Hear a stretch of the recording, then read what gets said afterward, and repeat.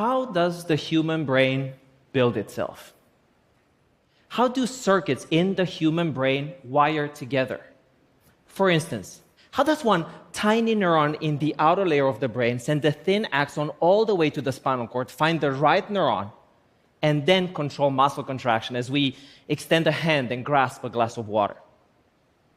I'm here to tell you that we can finally grow parts of the human brain from any individual and then build functioning human circuits in a laboratory cell culture dish. These clumps of neural tissue are known as brain organoids.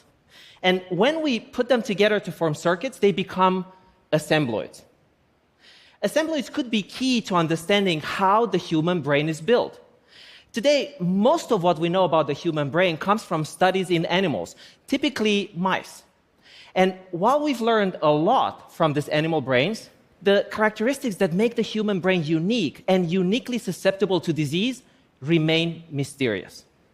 I'm a physician by training and professor at Stanford, where my laboratory has been taking unconventional approaches to study how the human brain develops, how disorders in the human brain arise, and find new ways of treatments. I think the best way to explain, though, how we do this is through the eyes of one of my patients. When I opened my lab at Stanford, Edward, who's on the autism spectrum, sent me this drawing depicting how he thought we were studying brain disorders.